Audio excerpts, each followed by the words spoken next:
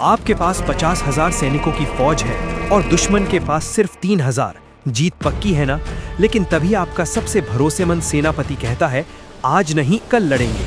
आप उसकी बात मान लेते हैं और वही एक ट्रस्ट फॉल भारत के 200 सालों की गुलामी का कारण बन जाता है।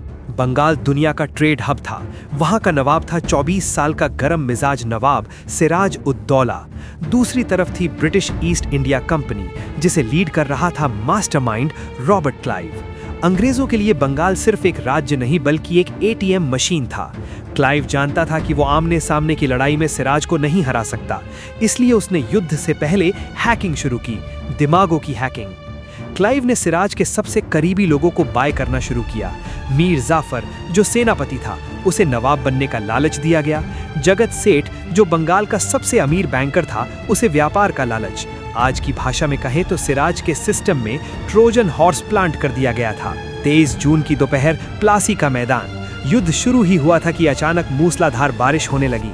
यही हुआ असली टैक्टिकल एरर। सिराज की सेना का बारूद भीग गया क्योंकि उनके पास उसे ढकने के लिए पर्याप्त इंतजाम नहीं थे।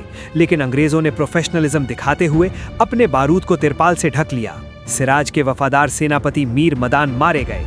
अब सिराज घबरा गया। उसने वो गलती की जिसे इतिहास द फेटल मिस्टेक कहता है। उसने गद्दार मीर जाफर से सलाह मांगी। मीर जाफर ने उसे युद्ध रोकने और वापस मुर्शिदाबाद जाने को कहा। सिराज ने अपने दादा के पुराने वफादार समझकर उस पर भरोसा कर लिया।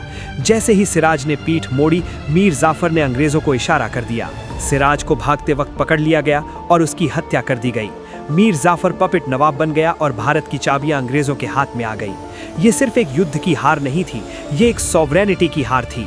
अगर सिराज उस दिन मीर जाफर की बात ना मानता तो शायद आज ईस्ट इंडिया कंपनी का नाम सिर्फ इतिहास की किताबों के एक छोटे से पन्ने पर होता। फुल वीडियो जल्द ही हमारे चैनल पर होगी। कर्मा वॉल्ट को सब्सक्राइब करना ना भूलें।